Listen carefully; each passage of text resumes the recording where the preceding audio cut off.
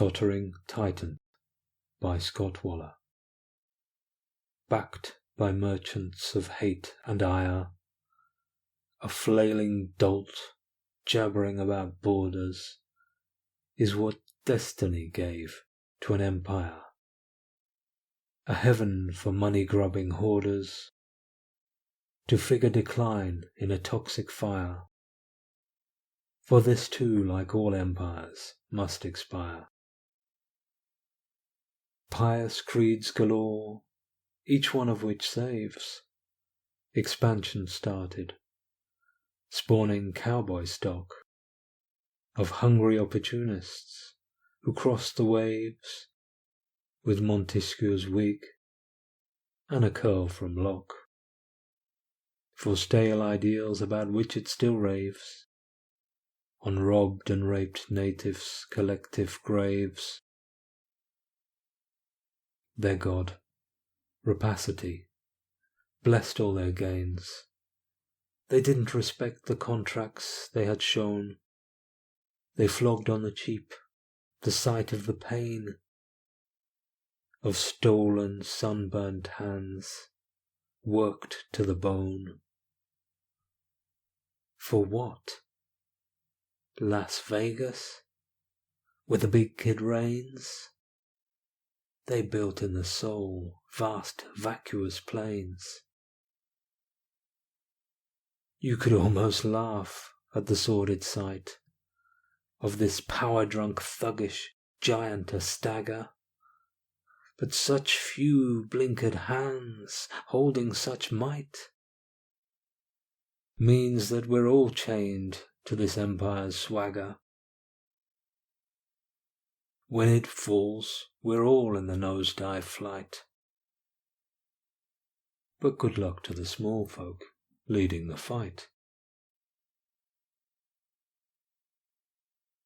Just a word on this poem, which is obviously about contemporary America and how contemporary America is rooted in its past, its old sins, not that old, coming back to haunt it. I don't want to sound judgmental, certainly not to citizens of America, that's not the point. It's analytical. A word about the phrase tottering titan. I think it was Lloyd George, around about 100 years ago, who referred to the British Empire as a tottering colossus or something like that. America is perhaps in something of an equivalent situation as the UK in the 20s, although all equivalents are questionable. The poem is not anti-American because it's critiquing elements of European culture.